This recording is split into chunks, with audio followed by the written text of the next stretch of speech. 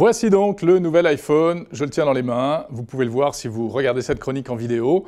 Une semaine et demie après sa présentation officielle, il sort aujourd'hui simultanément dans une dizaine de pays.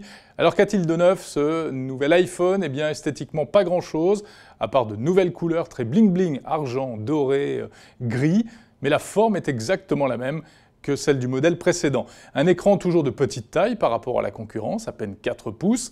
Alors soit Apple est en panne d'imagination, soit il ne veut surtout pas perturber ses utilisateurs.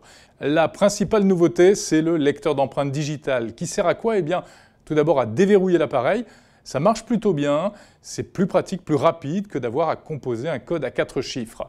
Reste à savoir si cela apportera vraiment une sécurité supplémentaire, comme le prétend Apple, sans doute pas. En plus, quelques voix s'élèvent, comme par exemple celle de la Commission nationale informatique et liberté allemande, qui met en garde contre ce système biométrique sur les téléphones mobiles. Attention, les empreintes digitales, c'est précieux, plus précieux qu'un mot de passe, on ne peut pas en changer. Et donc, si cela devait être mal utilisé, ce serait un véritable problème en termes de confidentialité des données.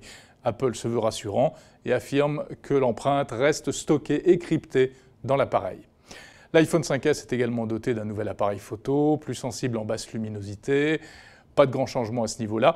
Il aura fort à faire, en tout cas sur ce terrain, face à des concurrents très musclés, côté photo, comme le Lumia 1020 de Nokia ou le Xperia Z1 de Sony.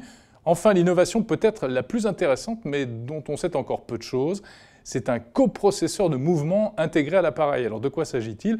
Eh bien, c'est une puce capable de savoir, par exemple, si vous êtes assis ou en train de marcher, à quelle vitesse vous allez. Cela peut servir à des applications de sport, de plus en plus nombreuses, et aussi, par exemple, à couper le Wi-Fi lorsque vous vous déplacez pour éviter que l'iPhone tente de se connecter à tous les réseaux qu'il croise, plus d'autres applications qui restent à inventer. Pour le reste, l'iPhone devient enfin compatible avec la 4G française, c'est pas trop tôt. En revanche, Apple continue de tourner le dos au système sans contact NFC. Fidèle à sa stratégie de cavalier seul, le constructeur préfère utiliser une technologie similaire, mais fermée, appelée iBeacon. À quoi ça servira? Eh bien, par exemple, à recevoir automatiquement des publicités ciblées lorsque l'on pénétrera dans certains magasins, formidable, ou peut-être aussi à payer sur des bornes sans contact. Le prix, il est outrageusement élevé, comme on a déjà eu l'occasion de le dire, 700 à 900 € hors forfait. Cela dit, pour le modèle de base, c'est le même prix qu'un Sony Xperia Z1, mais c'est 130 € de plus environ qu'un Samsung Galaxy S4.